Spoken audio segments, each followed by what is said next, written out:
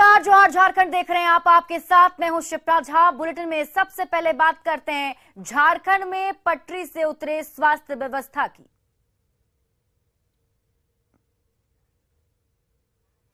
और हजारीबाग में बरकट्ठा प्रखंड का ज्वार पहाड़पुर गांव आज भी बुनियादी सुविधाओं से वंचित है। जिला मुख्यालय से करीब 70 किलोमीटर दूर बसे इस आदिवासी बहुल गांव में आज तक सड़क नहीं बन सकी है।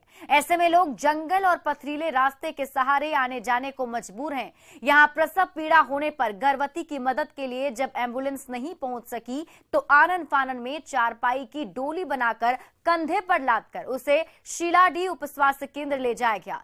समय पर स्वास्थ्य केंद्र पहुंचने पर गर्भवती की जान बच सकी और उसने एक बच्चे को जन्म दिया। इससे पहले भी सड़क के अभाव में गर्भवती को खाट के सहारे ही अस्पताल ले जाया गया था। लोगों का आरोप है कि चुनाव के समय विकास के सपने दिखाए जाते हैं, लेकिन जीत के बाद नेता दर्शन तक नहीं देते।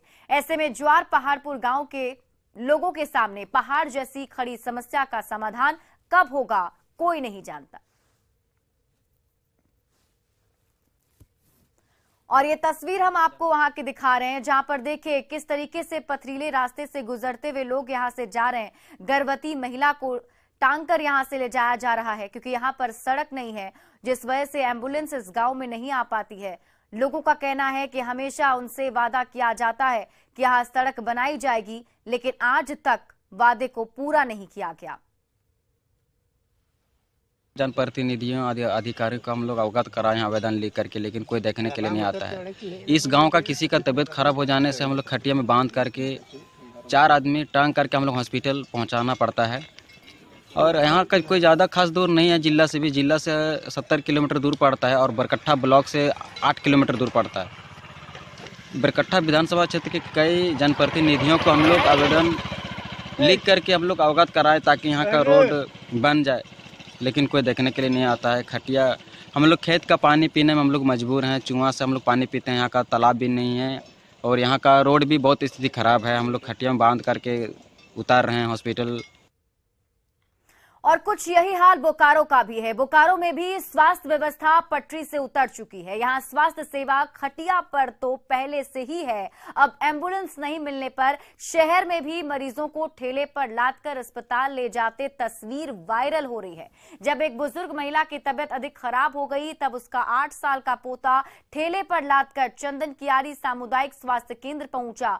दादी को ठेले पर लादकर ले जाते पोते का वीडियो तेजी से वायरल हो रहा है। मिली जानकारी के मुताबिक बागान टोला की मरुरा देवी की तबीयत खराब हो गई थी। घर में कोई नहीं था, ऐसे में उसके पोते ने ही उसे अस्पताल पहुंचाया, लेकिन अस्पताल में उसे इलाज नहीं मिल पाया। इधर वीडियो के सामने आने के बाद मुख्य चिकित्सा पदाधिकारी ने अस्पताल प्रभारी से जानकारी लेने की बात कही है।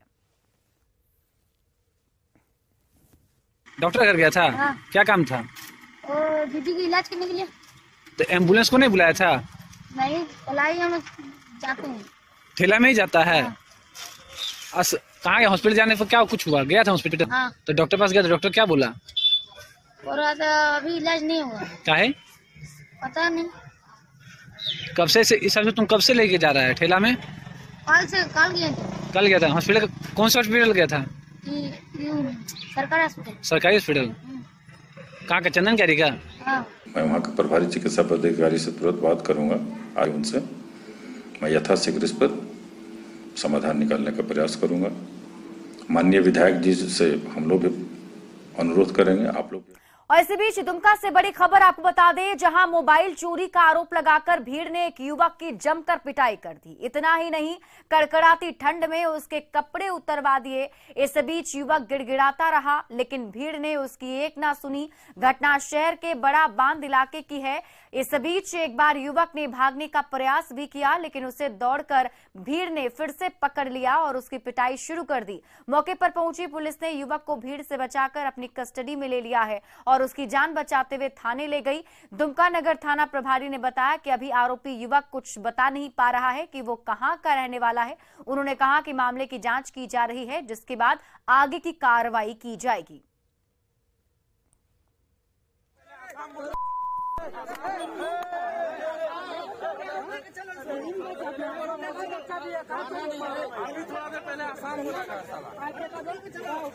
और ये वीडियो आप देख रहे हैं, वायरल वीडियो, जहां बताया जा रहा है कि इस तरीके से देखिए भीड़ की तरफ से उसे पीटा जा रहा है। इस ठंड में उसके कपड़े उतरवा दिए गए हैं और उसके बाद एक एक करके जिसको जो समझ में आ रहा है वो उसे पीटता चला जा रहा है।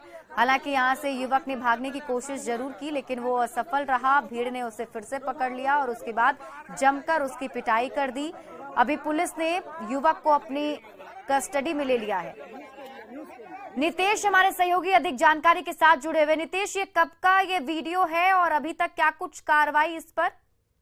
जी, आपको बता दूं कि ये दुमका के नगर थाना क्षेत्र के पोखरा चौक का ये मामला है, जहां पर ये युवक जो है मोबाइल चोरी करते हुए पकड़ाए जाने की बात कह रहे हैं ग्रामीण, और ग्रामीणों ने इसे मोबाइल को चोरी करते हुए पकड़ा है और इसकी धुनाई कर दी है मौके पर ही। वहीं सूचना पर जो है नगर थाना की पुलिस मौके पर पहुंची और युवक को अपने साथ ले गई है। फिलहाल जो है इस बात की अभी तक पुष्टि नहीं हो पाई है कि आखिर मोबाइल किसकी चोरी हुई, ना ही किसी तरह की भी प्राथमिकी दर्ज की गई है। वहीं अगर बात करें, नगर थाना प्रभारी ने बताया है कि अगर किसी तरह की भी अगर शिकायत मिलती है तो उस पर कार्रवाई की जाएगी। जी नितेश, लड़के के बारे में कुछ जानकारी मिल पा रही है? लड़का कहाँ का है, वहीं का रहने वाला है? जी, बता दूं आपको कि लड़के से पूछताछ फिलहाल जो है पुलिस कर रही है। लड़का लेकिन फिलहाल अभी कुछ भी बता नहीं पा रहा है, डरा सहमा हुआ है, इस कारण अभी तक वो कुछ कह नहीं पा रहा। जी चलिए, बहुत बहुत शुक्रिया तमाम जानकारी के लिए नितेश। बढ़ते आगे और गिरिडीह में बगोदर प्रखंड के जंगलों के बीच बसे पोड़ैया गांव में कल रात हाथियों के झुंड ने जमकर उत्पात मचाया। इस दौरान एक घर के साथ बाउंड्री वॉल को भी ध्वस्त कर दिया गया। इतना ही नहीं, बगल के खेत में लगी फसल को भी रौंद कर बर्बाद कर दिया। बताया जा रहा है कि लगभग 18 की संख्या में जंगल से निकलकर हाथियों का झुंड पहुंचा था। हाथियों के उत्पात से स्थानीय लोग भयभीत दिख रहे हैं। उन्होंने हाथियों को इलाके से भगाने के साथ ही सरकार और प्रशासन से उचित मुआवजे और जान माल की रक्षा की गुहार लगाई है। सब भैंस दिल थे कै बजे 11 बजे। क्या क्या नुकसान हुआ? सब चीज, केवार उवार, अल्बेस्टर, ईंटा, चौकी, जितना बर्तन हल सब, राशन पानी सब खाई गलथिन। खेती उती सब चेर गए, मुर्गी एलथिन, मुर्गी सब दब गए।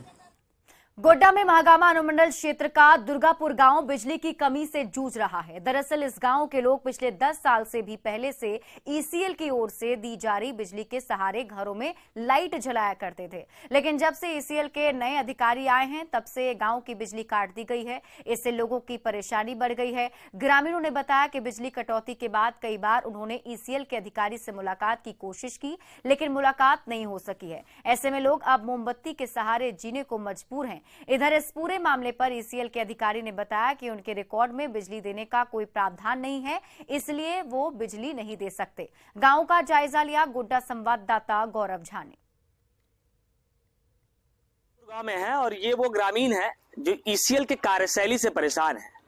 दरअसल ग्रामीणों का कहना है कि जब महागामा में ईसीएल की कंपनी आई थी तब यह आश्वासन दिया गया था कि जिंदगी भर इन्हें बिजली फ्री में दी जाएगी, और पिछले कई वर्षों से इस गांव में फ्री में बिजली की सुविधा प्रदान की भी गई थी, लेकिन पिछले 8 दिनों से इस गांव की बिजली को ईसीएल ने काट दिया है।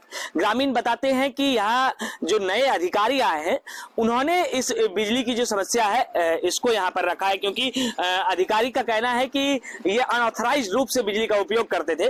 तो यहाँ ग्रामीणों से जब हमारी बातचीत हुई तो उन्होंने कहा कि पिछले 8 दिनों से वो अंधेरे में रह रहे हैं, और अंधेरे में इस वजह से रह रहे हैं क्योंकि ईसीएल ने के गांव की बिजली करीबन 150 घरों की बिजली काट दी है। क्या नाम हुआ आपका? उपेंद्र भगत। कितने दिन से बिजली कटा हुआ है? 8 दिन से। पहले मिलता था? पहले मिलता था। पहले हम लोग कम से कम 20 साल से लाइन जला रहे हैं, और 20 साल के दरमियान में यही 20 साल लगभग होगा। पहले से बहुत दिन से जला, यानी 20-22 साल हो गया है। ऐसा वैसा नहीं लगता था उस समय? ना, पैसा एक पैसा नहीं लगता था। क्यों काट दिया गया? अब वही जाने वही लोग क्या करें। सब आदमी जाता है पर देवे नहीं करता है, पढ़ा लिखा जाता है, बोलता है नहीं मिलेगा, लाइन नहीं मिलेगा। वो जौन टोल लगाए हैं उसमें कितने दिनों 8 दिन से लाइन नहीं है। पैदा हुए तो उससे पहले से लेकिन अब इसमें नहीं। क्या नाम हुआ? ईसीएल का तरफ से कोई प्रावधान नहीं है, इसलिए ईसीएल इलीगल कनेक्शन नहीं दे सकता है, ना ईसीएल बाहर में कोई इलीगल पावर सप्लाई कर सकता है। इसलिए हम लोग उसमें सहमत नहीं है। उसके अगेंस्ट में हम लोग एफआईआर भी किया है और वो कनेक्शन हम लोग नहीं दे सकते हैं। ग्रामीणों ने कई दफा इसको लेकर आंदोलन भी किया है, कई दफा अधिकारी से मिलने भी गए हैं, लेकिन अब तक ग्रामीणों की समस्या का हल नहीं निकल पाया है और ग्रामीण अंधेरे में रहने को मजबूर है। गौरव झा, न्यूज़ 18, गोड्डा। धनबाद में मवेशी तस्कर बड़े आराम से मवेशी तस्करी में जुटे हैं, जबकि पुलिस लापरवाह बनी हुई है। राजगंज थाना क्षेत्र नेशनल हाईवे 2 में मवेशी लदे कंटेनर का एक्सल अचानक टूट गया, जिसके बाद मौके पर पहुंचे दूसरे ट्रक में तस्कर मवेशियों को बीच सड़क पर ही लोड करते रहे। करीब 1 घंटे तक ये खेल चलता रहा, लेकिन राजगंज पुलिस को इसकी भनक तक नहीं लगी। हालांकि पुलिस ने ये लापरवाही जानबूझकर बरती या फिर सब कुछ मालूम होने पर भी अनजान बनी रही, ये एक बड़ा सवाल है। ये वायरल वीडियो गुरुवार देर रात का बताया जा रहा है, जिसकी पुष्टि न्यूज़ 18 नहीं करता है।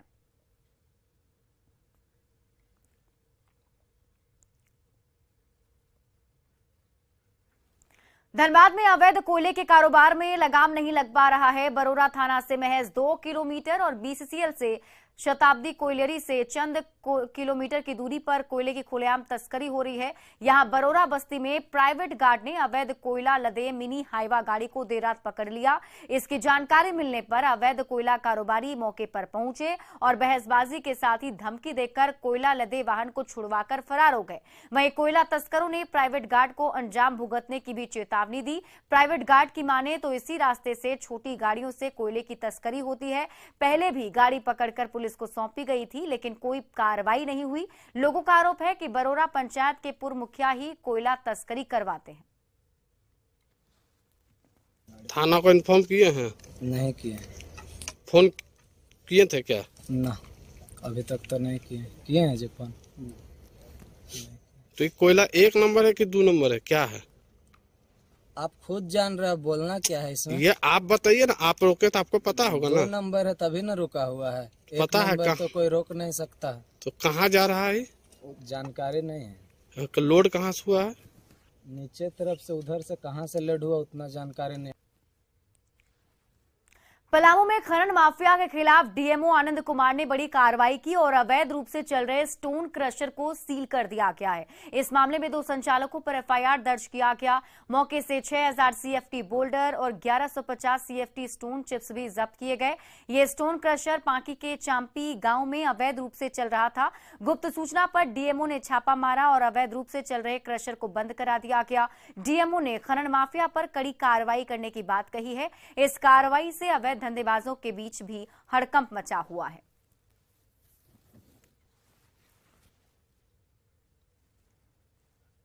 और झारखंड में पश्चिमी विक्षोभ की वजह से सर्दी बढ़ती है। इसके प्रभाव से झारखंड और बिहार के साथ ही देश के उत्तरी भागों में कड़ाके की ठंड पड़ती है, लेकिन इस बार आने वाला पश्चिमी विक्षोभ काफी कमजोर रहा। इस बार वेस्टर्न डिस्टर्बेंस का प्रभाव झारखंड तक नहीं आ सका। इसके प्रभाव से थोड़ी बहुत बारिश भी होती थी, जिससे कड़ाके की ठंड पड़ती है। हालांकि बंगाल की खाड़ी में आए तूफान से दक्षिण पूर्व की नम हवा के कारण 3-4 दिनों तक न्यूनतम तापमान में वृद्धि हुई है। परिवर्तन से गर्मी का एहसास दिसंबर माह में हो रहा है।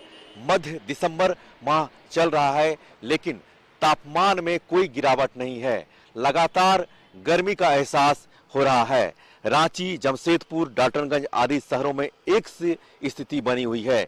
न्यूनतम तापमान सामान्य से 8 डिग्री ऊपर चला गया है।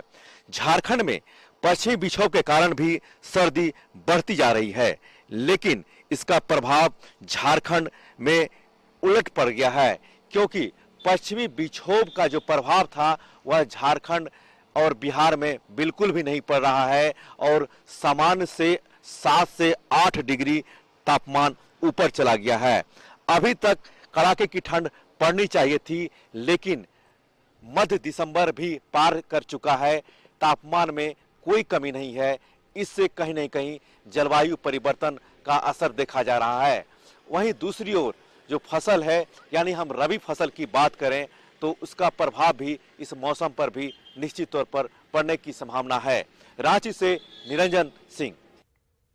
केंद्रीय गृह मंत्री अमित शाह की अध्यक्षता में कोलकाता में आज पूर्वी क्षेत्रीय परिषद की बैठक होने वाली है, जिसमें झारखंड के साथ ही बिहार, पश्चिम बंगाल और ओडिशा के प्रतिनिधि शामिल हो रहे हैं।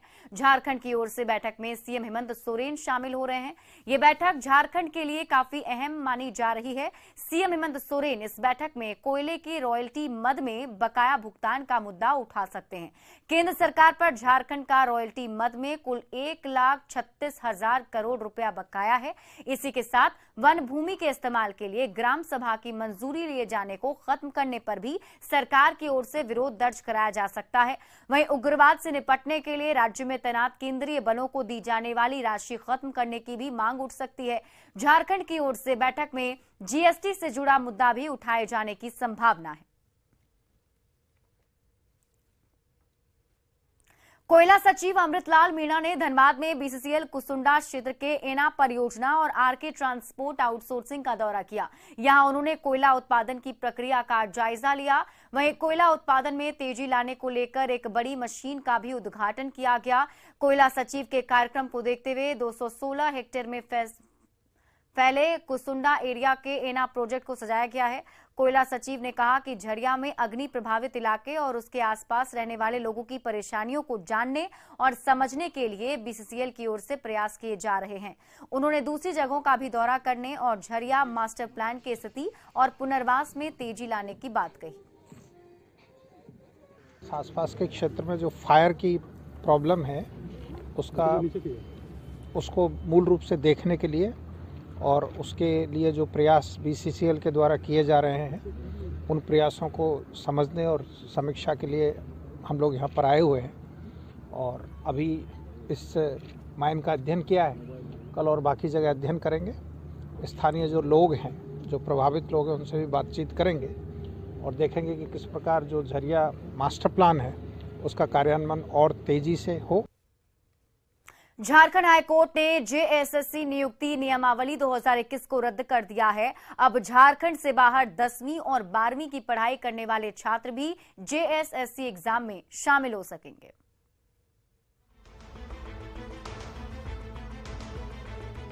झारखंड हाईकोर्ट ने जेएसएससी स्नातक स्तरीय परीक्षा संचालन संशोधन नियमावली 2021 को रद्द कर दिया है। साथ ही इस नियमावली को सर्वोच्च अदालत के फैसले के साथ साथ संविधान की धारा 14 के तहत संवैधानिक करार दिया है। हाईकोर्ट के इस फैसले से इस नियमावली के तहत हुई अब तक की तमाम नियुक्तियां भी रद्द मानी जाएगी। इससे उन हजारों उम्मीदवारों को करारा झटका लगेगा जो जेएसएससी की 2021 की नियमावली के तहत बहाल हुए थे। आज जब ये मैटर की जजमेंट आए उसमें माननीय उच्च न्यायालय ने ये माना है सारे जजमेंट्स को, सर्वोच्च न्यायालय के जजमेंट्स को देखते हुए कि नहीं, ये बिल्कुल भी असंवैधानिक है कि ये जो रूल अगर आर्टिकल 14 के टचस्टोन से देखा जाएगा तो ये अनकॉन्स्टिट्यूशनल है। दरअसल जेएसएससी स्नातक स्तरीय परीक्षा संचालन संशोधन अधिनियम 2021 के तहत झारखंड के स्कूलों में 10वीं और 12वीं की परीक्षा पास करने वाले छात्रों को ही जेएसएससी की प्रतियोगिता परीक्षा में बैठने की अनुमति थी। इस नीति से झारखंड में पढ़ने वाले छात्रों को फायदा दिया गया था, तो बाहर रहने वाले छात्र जेएसएससी की परीक्षा में शामिल होने से वंचित रह गए थे। इसलिए कई आवेदकों ने इस नियमावली को हाईकोर्ट में चुनौती दी थी। 7 सितम्बर को अदालत ने दोनों पक्षों की सुनवाई पूरी होने के बाद फैसला सुरक्षित रखा था, जिसे अब सुनाया गया। हालांकि मुख्यमंत्री हेमंत सोरेन ने नियमावली को जायज करार देते हुए इसके खिलाफ ऊपरी अदालत में अपील करने की बात कही है। हमने कानून बनाया था कि यहां पर से जो 10वीं और 12वीं जो झारखंड से करेगा उसी को नौकरी में रखेंगे पहली प्राथमिकता पर। क्या गलत हुआ था क्या जी?